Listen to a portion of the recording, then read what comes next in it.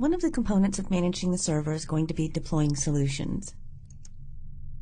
SharePoint solutions are files that contain add-on templates, web parts, or other features that you can deploy to a SharePoint server in a single unit. The components within the solution are organized as SharePoint features, which can be selectively activated or deactivated within a site. To deploy a solution, you complete these tasks.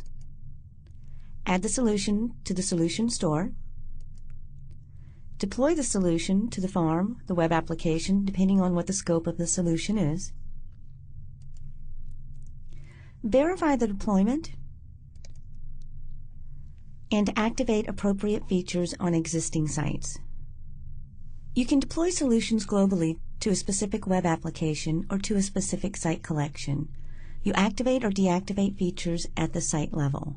Once a solution is deployed and its features activated, a site owner can customize his or her site to take advantage of those new features. Often solutions provide completed site templates that demonstrate the use of their features to answer specific business needs. Deploying solutions and templates. When it comes to deploying site templates, there are a couple of different ways to go about it. You can use the STSADM tool or the Powershell tool. They each have specific parameters that need to be entered. For instance, for the STSADM tool, you would use Add Template. To deploy solutions globally, you would use the STSADM Add Solution. And then you would follow up with the STSADM Deploy Solution. The Add Solution adds it to the solution store, which is located in the SharePoint root directory. Once it's in the solution store, it then needs to be deployed, and depending on how the solution is scoped, will determine at what level it's to be deployed. Another option is to use PowerShell, and the command for PowerShell is add SPS solution. This step will add it to the solution store the same as the STSADM command adds it to the solution store. It's not available yet, it's just there waiting to be used and enabled. Then you would choose Install SP Solution, which does the same thing as Deploy Solution. It deploys it to the farm so that users can consume it. If it's not a trusted solution, it's not something that you're ready to go global in the farm with, you can choose to deploy it as a sandbox solution. And if it hasn't been tested, I would highly recommend this before deploying it globally. And the commands for that in PowerShell, and it has to be done via PowerShell. It cannot be done using STSADM. It's add SP user solution, which adds it to the solution store, and then install SP user solution, which is going to deploy it to a specific site collection. And it's going to put the parameters on there so that it is identified as a sandbox solution, and it won't be allowed to consume resources if it goes rogue. Once a solution is deployed to the farm, it adds additional features at different levels. Again, it depends on where it's scoped. There are 4 levels that it can be scoped to. The farm level, which would be global. Web application level, specific to a web application. Site collection, it would be scoped specifically to the site collection level. And then at the site level. And there are features that may need to be enabled at these different levels. Once it's installed and deployed, you'll need to go in and enable those features on the sites where it's going to be consumed. And you can view the features in a site from the site settings.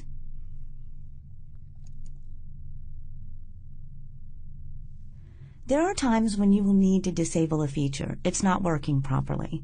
Features are a good thing, so you wonder why would you ever disable one? You might need to turn a specific feature on or off for several reasons. Errors in features. Not all solutions work as described. In some cases, custom code within a solution may malfunction and cause errors. You can selectively disable features from the solution to locate the area where the problem is occurring. Then you can leave that feature disabled to prevent errors while waiting for the fix from the developer. Another reason is to simplify choices. Active features add items to the Create page and to the Web Parts list, making it harder for site owners to know exactly which type of list or web part they should use. You can disable features to offer only choices that are appropriate for that type of site they are creating.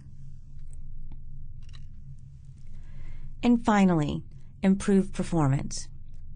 Loading a lot of features into a site increases overhead and can reduce performance in very busy sites. It's best to take the off-by-default approach. And remember, always deploy a feature as a sandbox solution to ensure that it's going to perform properly and not consume unnecessary resources and cause problems in other site collections. Removing solutions. You may want to remove a solution from a server for several reasons. The solution is no longer in use. If it's not being utilized, there is no need to keep it in the farm. Reinstall to fix an error. You encounter errors in the solution that you think you can solve by removing it and reinstalling it. License expired. Your license for the solution has expired and you need to remove it from the farm to clean it up. Or you're replacing it with another solution, or you have an upgraded solution that requires that the original solution be removed and replaced with a newer version. The impact of removing a solution depends on the features that the solution provides. If a solution provides web parts, you can remove those web parts from the pages that use them. The underlying site will still work fine. If a solution provides site templates, sites based on those templates will not be accessible once you remove the solution. This is key. Be very careful when you remove a solution and determine what other sites are dependent upon that solution.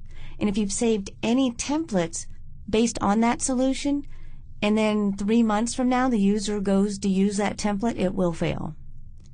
If a solution provides workflows or other features, workflows that are running stop when you remove the solution.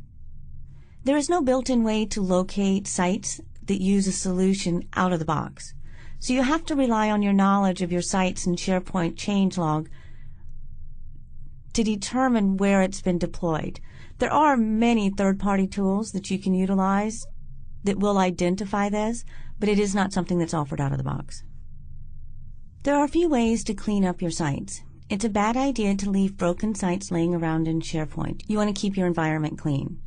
But since the site is no longer working, it's hard to navigate to that site settings page to delete the site. Here are some ways to address the problem and to get around that. Fix the site and remove it. What this refers to is redeploy the solution that was removed. Get the site working again, delete the site, then remove the feature from the farm. You can also remove the site by using the parent site settings page. So you can go to the parent site, to the site settings page, and then delete the site from there. And finally, you can always use STSADM or Powershell to remove the site. Using STSADM or Powershell. Anything you can do through the administrative pages, you can also do through STSADM and Powershell. This allows you to script administrative tasks. These are command line versions that you can use to manage your farm. It allows you to script administrative tasks and thus do a lot of the tasks quickly. But be careful. It's very easy to make a mistake. It can also allow you to mess up a lot of stuff very quickly if you don't heed the preceding warning. Pay attention to what you're doing here. There are a few things that you must use STSADM or Powershell for. Most of the time you're going to want to use the central admin GUI interface or the site settings page for your routine administrative tasks. But there are some things that cannot be done via the GUI interface.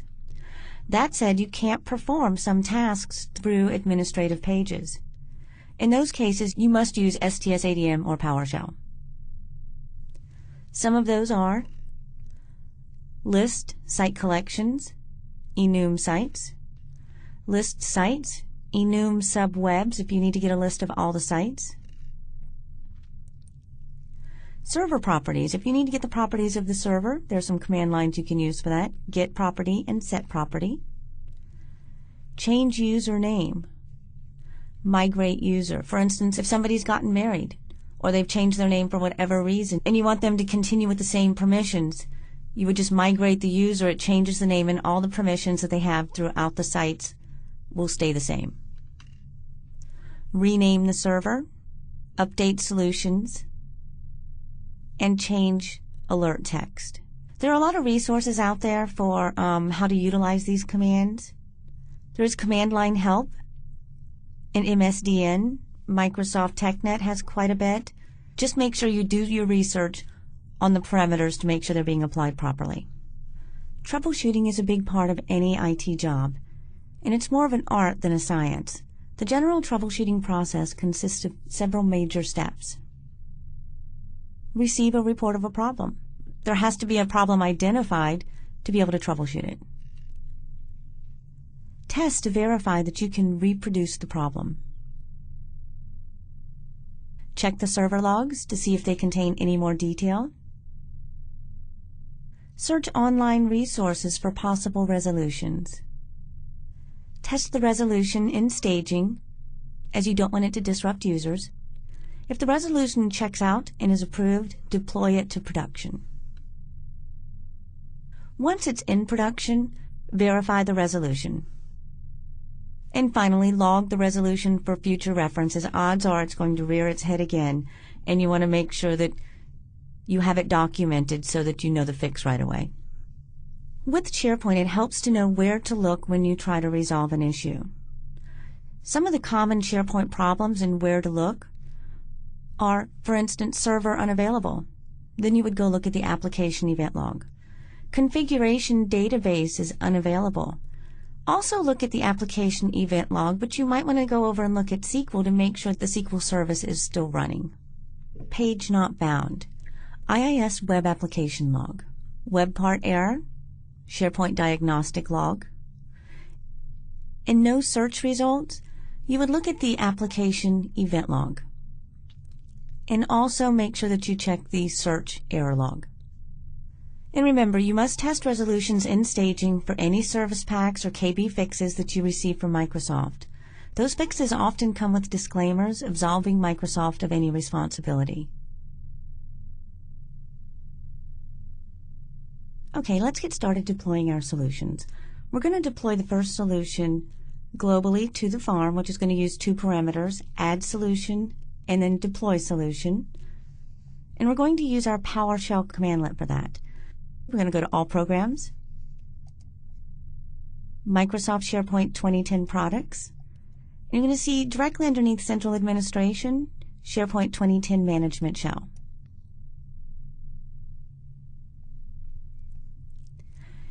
You can get help on the different parameters that you're looking for. We're going to choose Add SP Solution and then dash question mark. Whoops. And you can see that I have a typo there, which I normally always seem to get typos.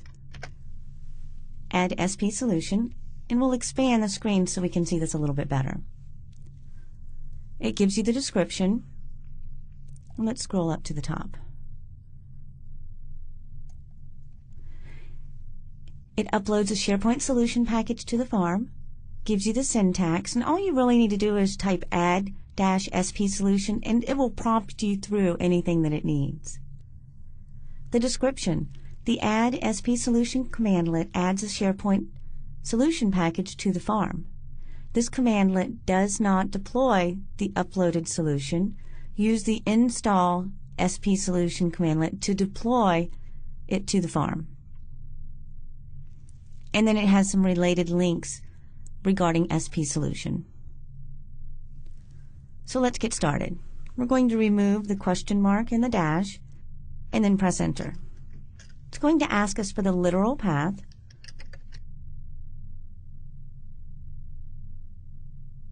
And I've already copied it over to the server on the C drive.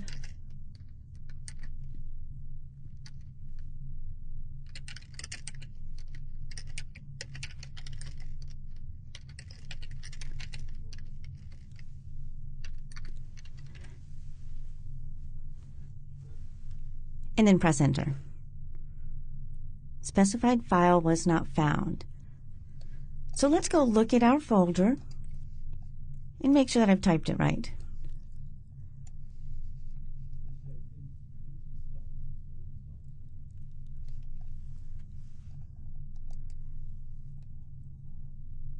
Oh, C. Yes. Okay, when I look at this, I can see that I mistyped installs. You would think at some point I would type something correctly.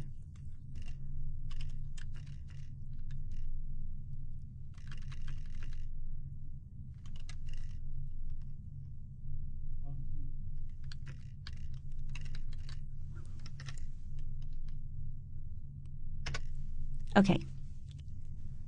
So let's take a peek. It's saying that it's deployed false, so let's go see if it's in our solution store.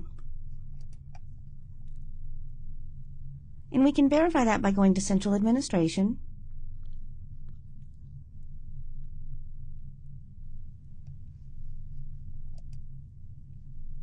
System Settings, Manage Farm Solutions. And you do see that it is here. It says Absence Vacation Schedule. So it is in our solution store. But you'll notice on the right-hand side it says it's not deployed. That's the second part of the command line that we're getting ready to run. We could easily just come in here and click Deploy Solution, and that's the easiest way to do it, but we're going to show you how to do it via the command line also. Although there's less room for error with typing if you do it the GUI interface. So here, instead of add, we're going to type install SP solution --. That way we can get additional information. It gives you the parameters, the syntax that's used, the description. The install SP commandlet deploys the installed solution to the farm. Use the add commandlet to install the solution package to the farm. So the add command is first, then you'll use the install.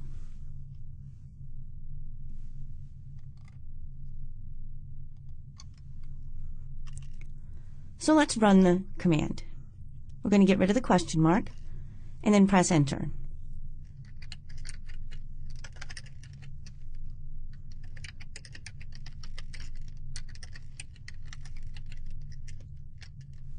And then we're going to type the identity. Notice it says that it could not find it. We're going to do this again, but this time we're going to add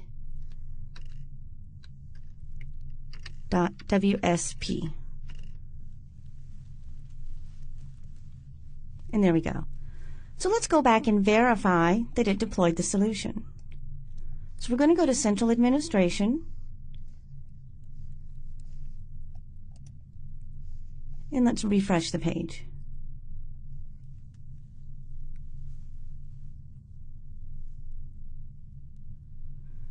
Now it says it's deployed globally. And now that it's ready for users to start consuming or to start activating the feature at the different levels. So before we go any further, we need to understand activating features. There are different levels that features are available. If we click on System Settings, you can see that we have Manage Farm Features. These are features that are available at the farm level. So we're going to click on that. And you can see they're all activated, but these are the different features that you can activate or deactivate. And if there's a dependency at a lower level and you deactivate this, it will let you know that there are some additional features at the lower level that need to be deactivated first. So we've looked at it on that side, at the farm level.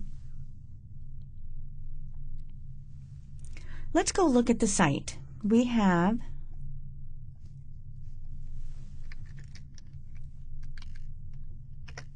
it takes a minute to load the first time. From here, let's go to Site Actions, Site Settings. Oops, I think I hit Site Permissions. Let's go to Site Settings. And we want to look at the features that are available at the site collection level. And if you look under Site Collection Administration, if you don't see all of these links, then you're not at the root. You'll click the link that takes you to the site collection level, to the top level. And we're going to choose Site Collection Features. These are all the different features that are available at the site collection level. And you can simply turn them on or off depending on what your preferences are. If we want to turn report server, or let's go up here.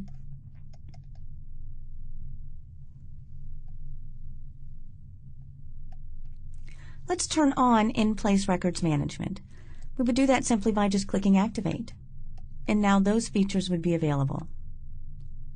And you can see there are multiple ones here. You want to deactivate the ones that you're not utilizing and activate the ones that you need. And you'll notice here that there's a template feature for absence vacation schedule. It's not activated yet. It's been deployed globally, so it's going to be available to all the site collections as they're created, but it's not turned on by default. If you're going to utilize this, then you would go into Site Collection, Administration, and into the features at that level and click Activate. So that's at the site collection level. Let's go to the site level features and see if there's anything that needs to be activated. No, and it doesn't look like we have anything that needs to be activated on this at the site collection top root level. So let's test our theory before we go any further. Site Actions, New Site. Let's click on our Custom tab, and you'll see we now have Absence Vacation Schedule.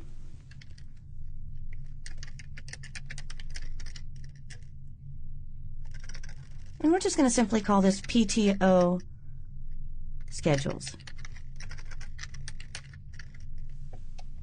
And we'll use the same for the description.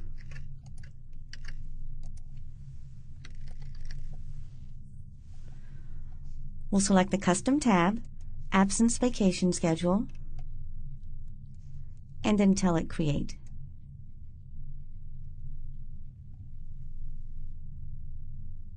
Okay, and we now have a site that's already created, formatted with all the bells and whistles so that PTO schedules can be displayed.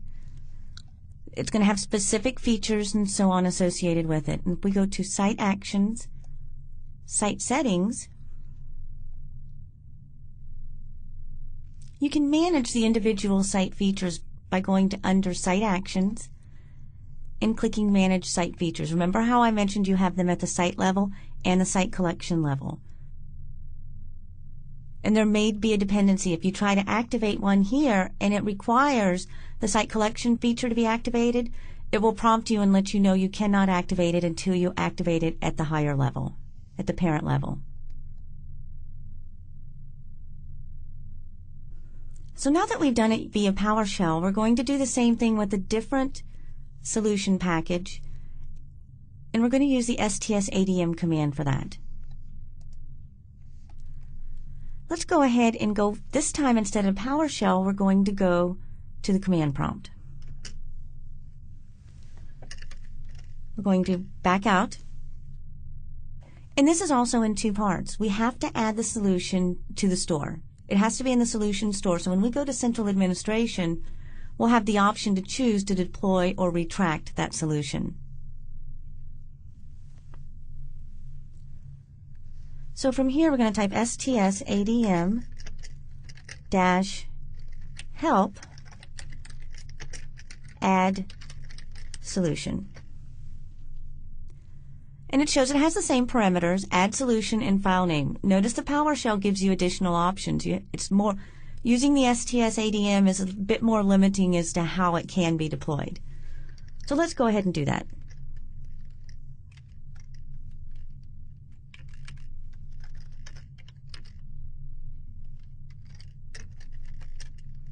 And the difference with this one too, it's not going to prompt you through. You have to put in the entire command line.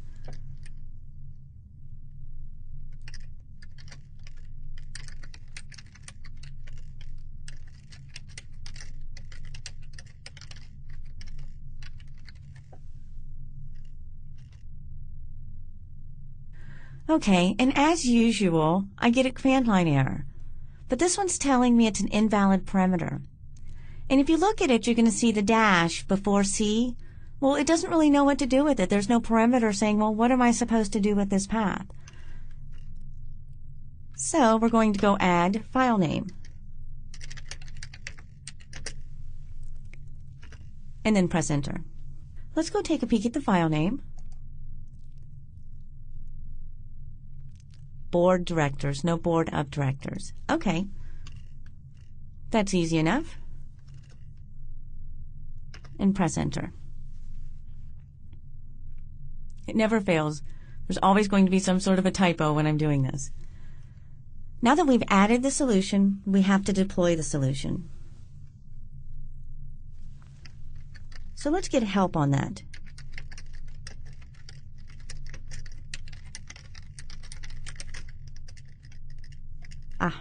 But we need to type help. Now, this one only requires deploy solution in name, but if this were scoped to the web application and we only wanted this to be deployed to one particular web application, for instance, the Board of Directors web app, they have a lot of controls in place and have to be separated out for security purposes, so they're going to have their own web application. So we really only want this deployed to that particular web application, but for our purposes we only have one, so we're just going to use the general. We're going to deploy it to the farm.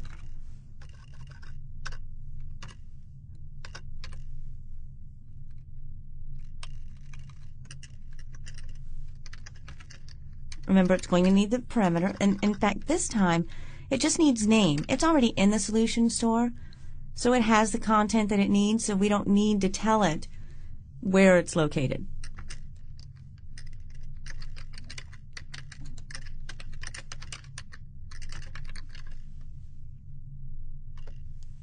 And if it needs something, it's going to let you know. It needs the immediate parameter. Notice it shows as optional, but it is required.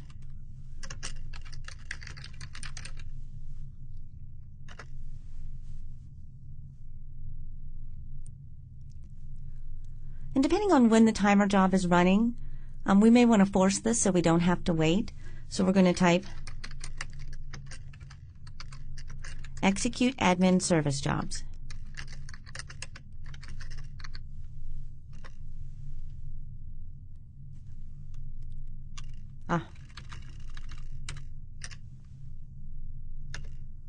Always a typo. Okay, very good. Let's go back to Central Administration and see if it's there.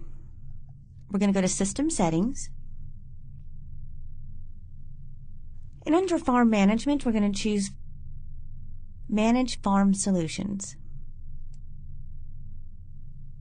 And you can see we now have Board of Directors and it is deployed.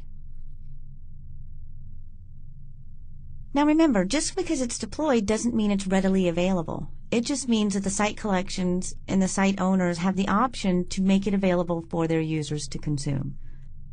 Okay, now that we've deployed Board of Directors, you've been able to see how to deploy a solution using PowerShell and using the STSADM command. And we've gone into the site collections, enabled the features, created a site using our solution. Now let's take it the opposite direction. Let's retract the solution. So click on Board of Directors. This one's not working properly for some reason. You've deployed it to the farm, yet it just isn't functioning as expected. So you've decided you're going to retract the solution and send it back to the developer so that they can go work on it some more before you deploy it to the farm. So just select it and then click Retract Solution.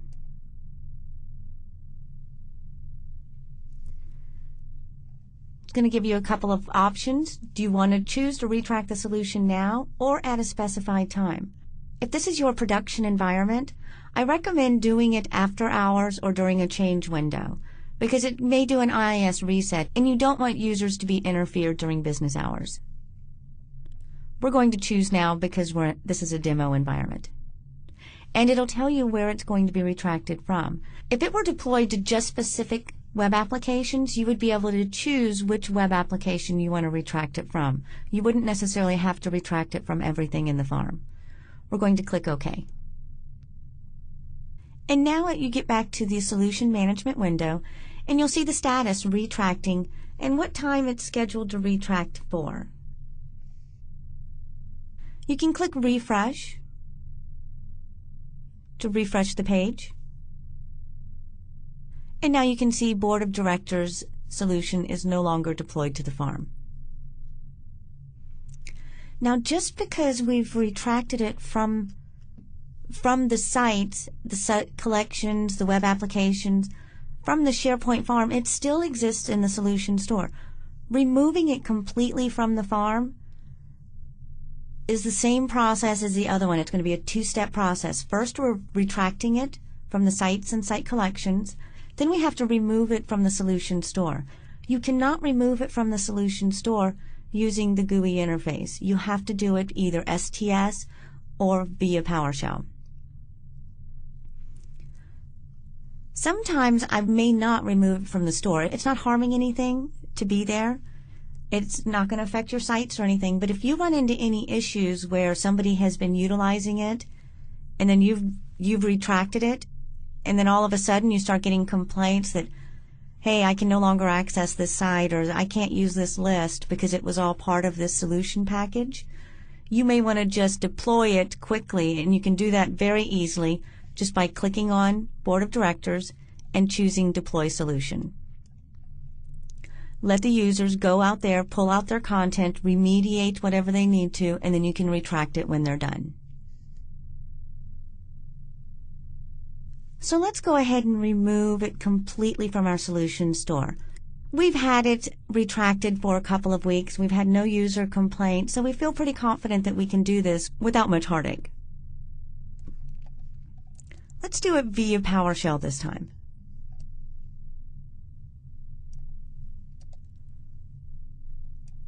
So we're going to type remove SP solution --, so we can get some additional information on what it's going to require before we start the process.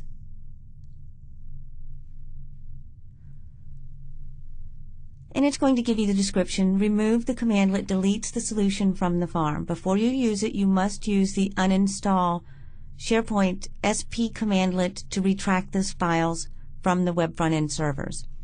Which is fine, we've already done that, but we did it via central administration. So let's start the process. We're going to type remove-SP solution. And the identity is going to be board directors.WSP. And it's going to ask you, are you sure you want to perform this action? We can tell it yes, yes to all, no, no to all, suspend.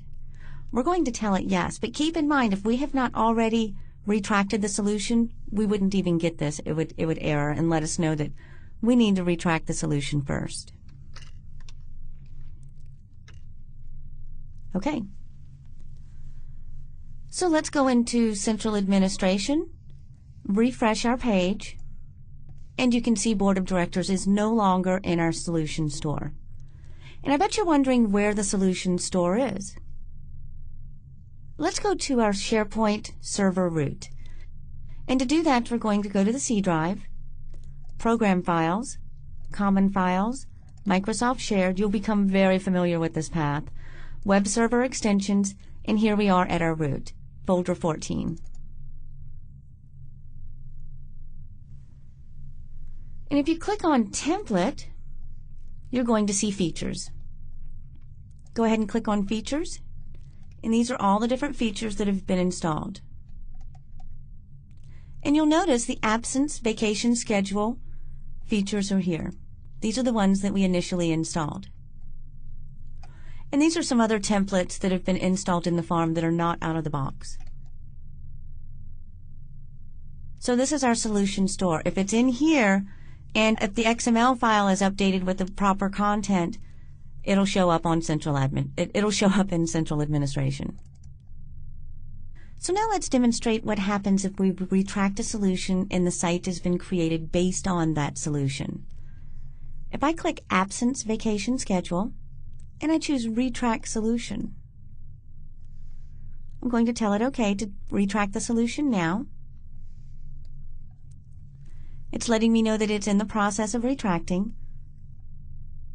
And you can click Refresh until it comes back and says Not Deployed. Okay, Absence Vacation Schedule is no longer deployed.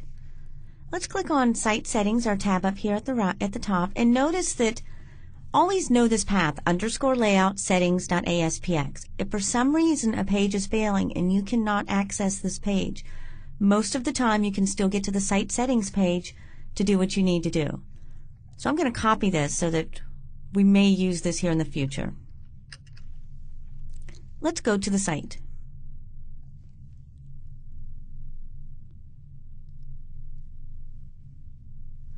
Notice it can no longer find the site. It's got some problems because the solution is no longer deployed in the farm.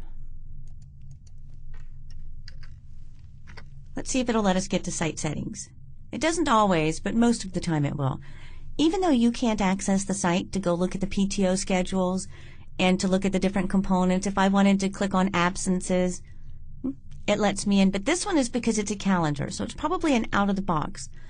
Let's take a peek at a different component and see if it lets us in. If it's using out of the box items, it will still let you in. But if we attempt to go directly to that site, the main site, it's got some components on there that it just doesn't like. Let's try.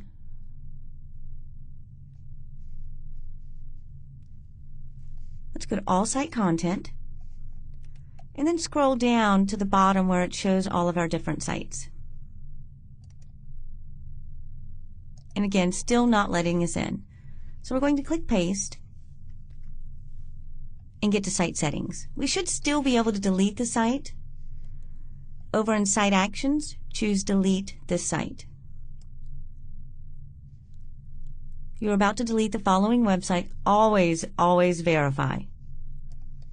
Deleting the site will permanently destroy all content and user information, including documents and libraries, lists and list data, including surveys, discussions, announcements, and calendars, website settings and configurations, permission levels and security information relating to the site, groups created with this website, viewers, owners, and so on. Go ahead and click delete. If you have a subsite underneath this, it will not allow you to delete the site. It'll tell you that there's a subsite and you need to delete all the subsites before you delete this one. You can't delete the parent without deleting the child. And now let's see if our PTO site is still down within the site collection, because it shows all of the different sites and workspaces. Keep in mind, each one of these sites and workspaces could have subsites below them and subsites below them and so on.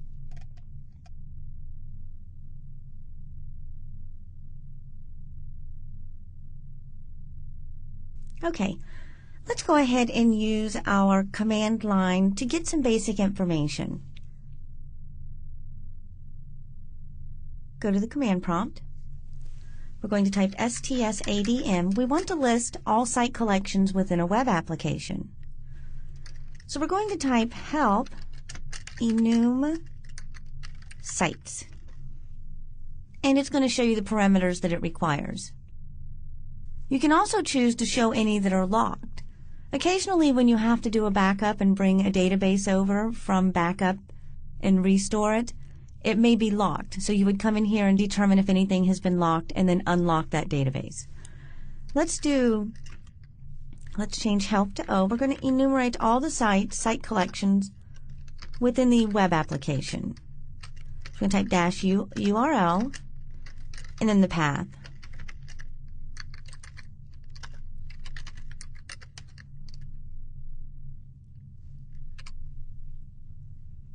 And then press enter. Again, typo, SRV.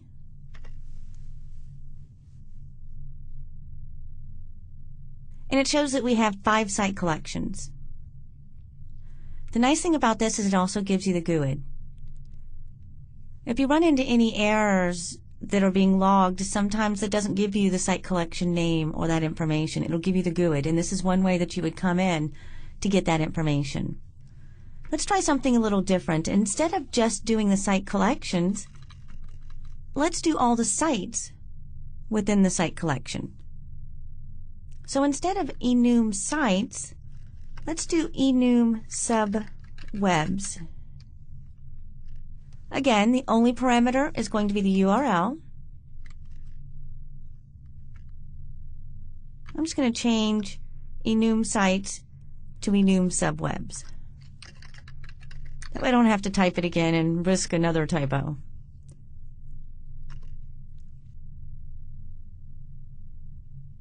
And there we go. These are all the subwebs that are within that site collection.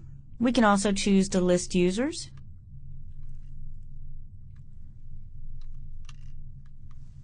So we're going to type enum users. Same thing. It's only going to require the URL. So then I'll change enum subwebs to enum users. And you can see we have the Internet admin as our user and the system, which is the administrative account that I'm logged in as. Okay, there are certain things that we cannot do within the site collection or within the GUI interface. One of those is the document icon. Whenever a new document is uploaded, it has exclamation and new behind it. And we're going to change the default for that. And we're going to do it via STS. But let's first take a peek at our site collection. And you'll notice here that self-service site creation has new next to it. Let's go to Share Documents. Wombat logo and welcome versioning also have new next to it. How long the organization would like to have that displayed, it varies. So whatever your preference is, you can go in and set that property to be something a little bit different. We're going to set it to be 7 days.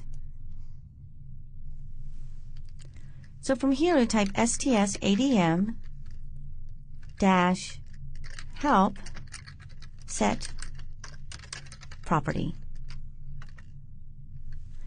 And notice this one has quite a few more parameters involved in it. These are all the different properties that can be set with the command. This is the SharePoint Virtual Server properties.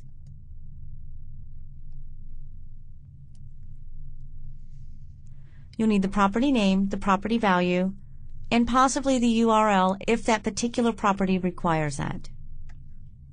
You've got dead site auto delete, token timeout, alerts enabled, disabled, and so on. So there's quite a few that you can choose from. Let's go ahead and change the property for the new icon that shows when documents are uploaded. So it's going to be O for operation, set property, -PN days to show new icon. It is descriptive, -PV7. Days to show the new icon. We want this to be demonstrated as showing as a new item uploaded for 7 days. And notice that I need to put a space right there. Days to show new icon. Okay, everything looks good. Press enter. Okay, operation completed successfully. Now, when any document is uploaded, that icon will be visible for 7 days.